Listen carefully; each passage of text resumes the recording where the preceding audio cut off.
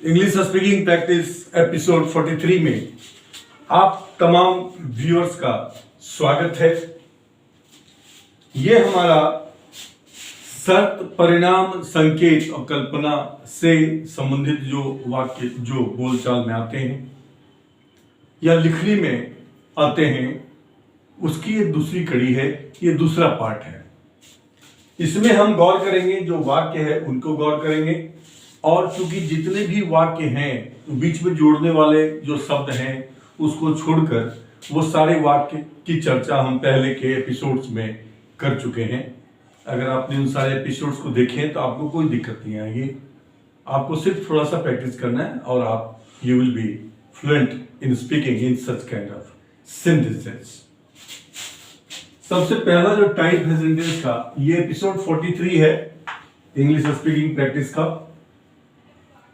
इसमें जो सबसे पहला जो तरह का वाक्य होता है वो है कि यदि उसने कड़ी मेहनत की होती, यदि उसने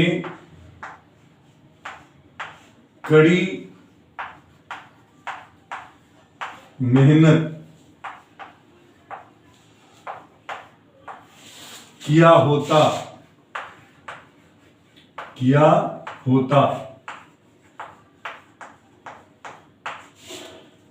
तो जरूर सफल हुआ होता, तो जरूर सफल हुआ होता।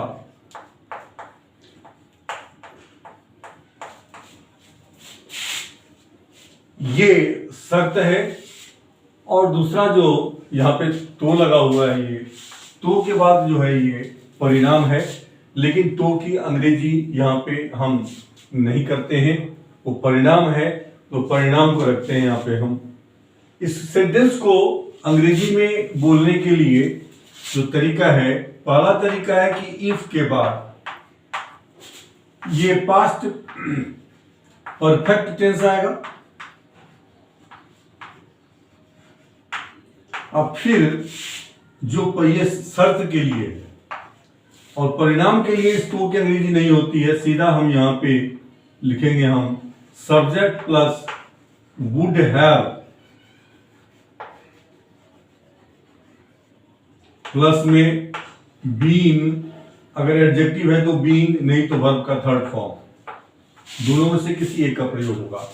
अगर यहां पे कोई एडजेक्टिव होगा तो एडजेक्टिव के साथ ये बीन आएगा और ये वर्ब के साथ आएगा। अगर वर्ब है सेंटेंस में तो वर्ब आएगा। इसको हम देखेंगे अभी। ये सेंटेंस का पैटर्न है, if he had worked hard या if he had laboured hard he would have been successful, क्योंकि सक्सेसफुल एडजेक्टिव है। ये वर्ब का थर्ड फॉर्म नहीं आएगा, ये हैव के साथ बीन आएगा और जो अदर वर्ड्स है वो आ जाएगा। तो इसको हम दो तरीके से कर सकते हैं, एक इफ लगाकर और एक बिना इफ लगाकर। अब गौर से देखेंगे, चॉइस आपकी है, आपको जो भी ज्यादा कंफर्टेबल महसूस करते हैं। आपके पास दोनों ही तरीके होंगे और दोनों तरीके आते होंगे तो आपके पास चॉइस होंगे कि आप कौन सा चॉइस यूज करते हैं। If he had worked hard, this is past perfect tense in the condition. He would have been successful.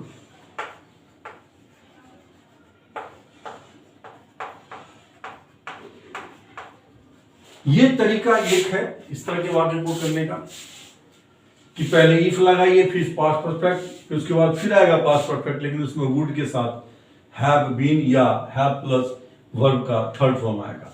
दूसरा तरीका होता है कि इफ अगर हम ना लगाना चाहें इसमें तो हम इस सेंटेंस को हैड से भी शुरू कर सकते हैं। जैसे had he worked hard he would have been successful. Same, he would have been successful.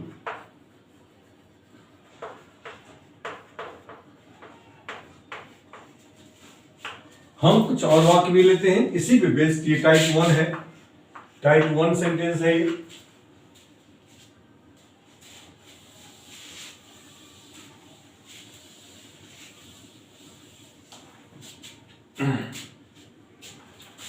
अगर तुमने मेरी राय सुनी होती, अगर तुमने मेरी राय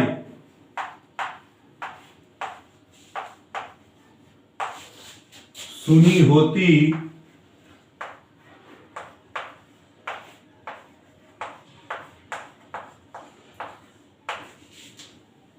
तो आज तुम्हें अफसोस नहीं करना पड़ता। तो आज तुम्हें अफसोस नहीं करना पड़ता, नहीं करना पड़ता। इसमें करना पड़ता जो है ये वर्ब है, इसलिए वर्ब का थर्ड फॉर्म ही आएगा यहां पे। इसको हम दो तरीके से कर सकते हैं। इफ, यहां पे अगर तुमने मेरी राय सुनी होती हो जाएगा if you had cared for my advice, if you had cared for my advice, अगर तुमने मेरी राय सुनी होती तो आज तुम्हें अफसोस नहीं करना पड़ता।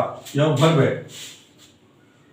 You would not have regretted, you would not have regretted today, तो आज तुम्हें अफसोस नहीं करना होता। If you had cared for my advice you would not have regretted today. दूसरा तरीका इसका है कि यहां पे हम हटा दें इसको, इफ को, तो हैड को पहले ले आए, हो जाएगा हैड यू केयर्ड। दूसरा तरीका ये भी है, had you cared for my advice you would not have regretted today. चूंकि इस तरह के वाक्य का प्रयोग बहुत अधिक होता है बोलचाल में भी और जरूरत पड़े तो लिखने में भी, इसलिए हम इसको 2-4 सेंटेंस को अगर आपने प्रैक्टिस कर लिया इस तरह के वाक्य का, अपने से कुछ और भी वाक्य लेकर के आपने अगर बनाया तो ये ऑटोमेटिक आपके टंग पे आ जाएगा और इस तरह के वाक्य को आप आसानी से जो है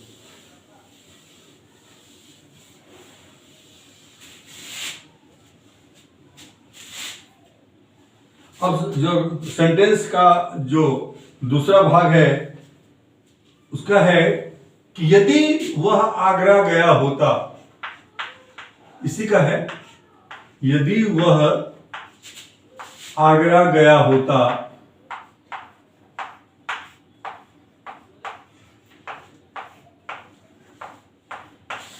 तो ताजमहल देखा होता, ताजमहल देखा होता।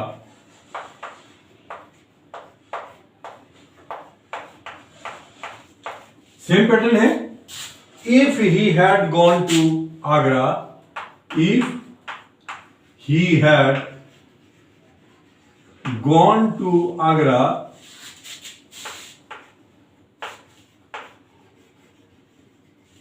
he would have seen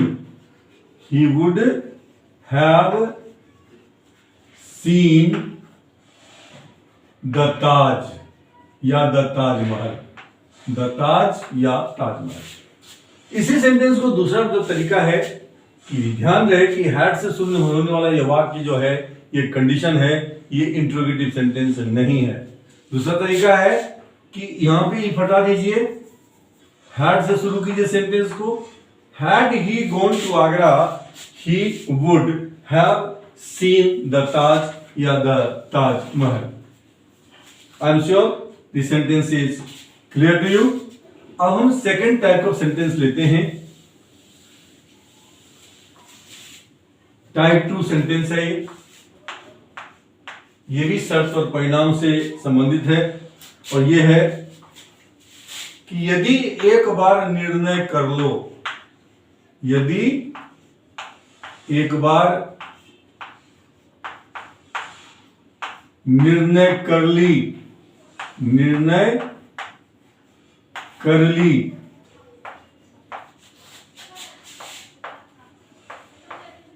या कर लो,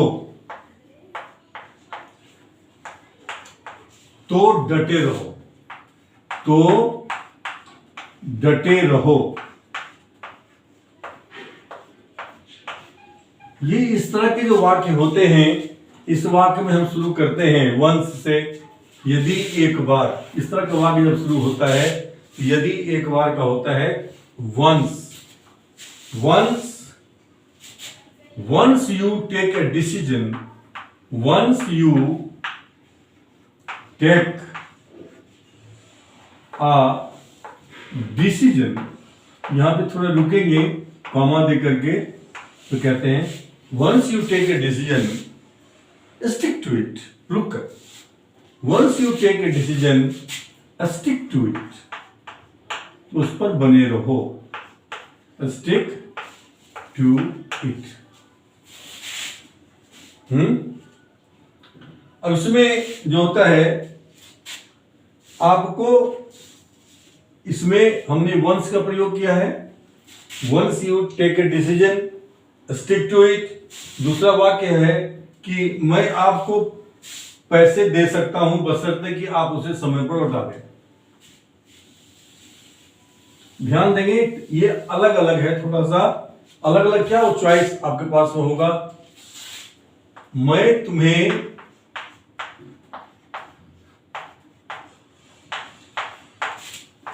पैसे दे सकता हूं, इसमें लगता है बशर्ते, सकता हूं,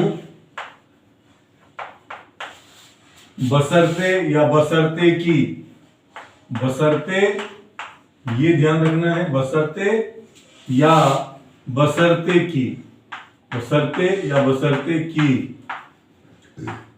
इसकी होती है अंग्रेजी प्रोवाइडेड या प्रोवाइडेड दैट। ये सेंटेंस प्रेजेंट इंडेफिनिट में ही होगा, पहला है जो जिस टेंस में ये रहेगा उसी टेंस में रहेगा। बशर्ते कि तुम एक सप्ताह के अंदर लौटा दो, तुम एक सप्ताह के अंदर लौटा दो, एक सप्ताह के अंदर यानी भीतर भीतर लौटा दो।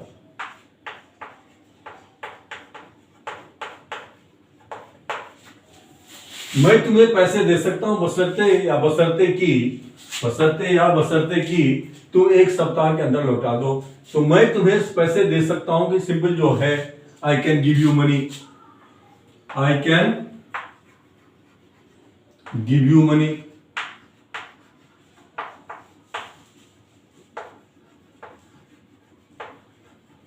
अब ये बशर्ते या बशर्ते की अंग्रेजी जो है ये होती है प्रोवाइडेड या प्रोवाइडेड दैट, प्रोवाइडेड या प्रोवाइडेड दैट। ये जब एक दो सेंटेंस, चार सेंटेंस आप खुद भी बनाएंगे तो ये आपके साथ ऑटोमेटिकली आपके साथ हो जाएगा। Whensoever you happen to deliver this kind of sentence to give the particular meaning that it contains here, you will be expressing exactly the same thing to the person concerned, to whomsoever you are saying something। आप जिस किसी को जो कुछ इस अर्थ में कहना चाहते हैं, इस भाव में कहना चाहते हैं, सिर्फ इसका याद रखें। आप प्रोवाइडेड या प्रोवाइडेड दैट लगाएंगे, बशर्ते या बशर्ते की, तो मीनिंग आ जाएगा। फिर सेकंड सेंटेंस सिंपल सेंटेंस है, प्रोवाइडेड या प्रोवाइडेड दैट, ये याद रखना है आपको। You return it within a week, you return it within a week, ये सिंपल सेंटेंस है प्रेजेंट इंडेफिनिट में। तो I can give you money provided या provided that you return it within a week, ये याद रखना है। मैं तुम्हारी मदद कर सकता हूं बशर्ते कि तुम किसी से ना कहो। I can help you provided या provided that you don't speak about it to others. इस तरह के जितने भी सेंटेंस चाहें आप बना सकते हैं। ये बी है, इसमें प्रोवाइडेड या प्रोवाइडेड दैट। आगे भी देखते हैं हम कि थोड़ा थोड़ा अंतर होता है, जो बीच में जो कुछ खास शब्द हैं उनके जगह पर हम कुछ खास शब्दों का प्रयोग करते हैं। अब उसके बाद है कि मैं इस बार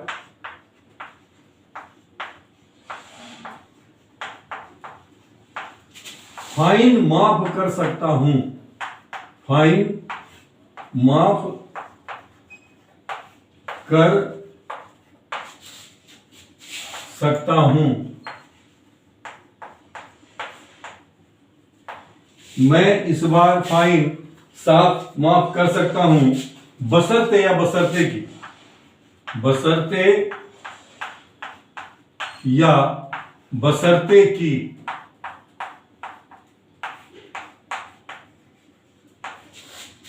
तुम यह गलती फिर ना करो। तुम यह गलती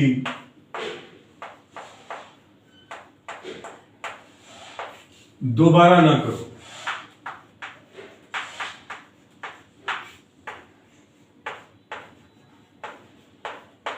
ये भी प्रेजेंट इंडिफिनिट है, ये भी प्रेजेंट। जिस भी टेंस में ये रहेगा उसी टेंस में हम करेंगे ट्रांसलेट। सिर्फ बशर्ते या बशर्ते की जो है यहां पे एक कंडीशन, और यहां पे हमारे पास दो चॉइस है, और एक चॉइस है प्रोवाइडेड या प्रोवाइडेड दैट, दूसरा है ऑन कंडीशन दैट। क्या हो जाएगा? आई कैन एक्सक्यूज, मतलब माफ कर सकता हूं, fine this time, fine this time. उसके बाद प्रोवाइडेड या प्रोवाइडेड दैट भी लगा सकते हैं आप, या on condition that, on condition that, या प्रोवाइड या प्रोवाइडेड दैट। ये दोनों का प्रयोग, तीनों का प्रयोग कर सकते हैं, तीनों से किसी एक का प्रयोग कर सकते हैं आप। I can excuse fine, I can excuse your fine this time on condition that you don't repeat the mistake again. You don't repeat this mistake again. This mistake again. ये प्रोवाइडेड या प्रोवाइडेड दैट से better choice यहां पे है कि हम on condition that शर्त रख रहे हैं उसके बाद में। बशर्ते या बशर्ते की जो है यहां पे है ऑन प्रोवाइडेड या प्रोवाइडेड दैट, यहां आप यूज कर सकते हैं प्रोवाइडेड या प्रोवाइडेड दैट, या on condition that you don't repeat this mistake again. एक ऐसा ही वाक्य और देखते हैं हम।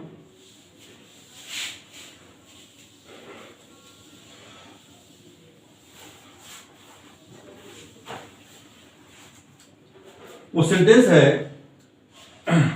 कि तुम्हें तब तक किताब मिल सकता है, तुम्हें तब तक किताब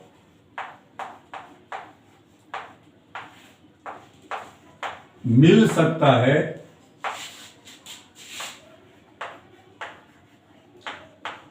यहां है तब तक जब तक।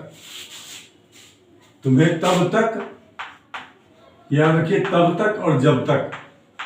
तब तक आएगा और बाद में आएगा जब तक। इसमें लगाते हैं हम so long as।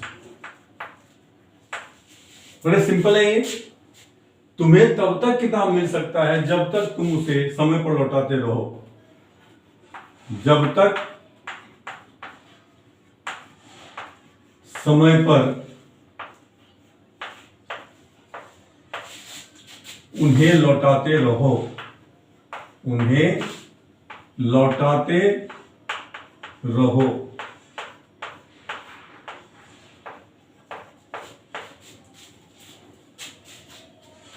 इसमें you can get books, you can get books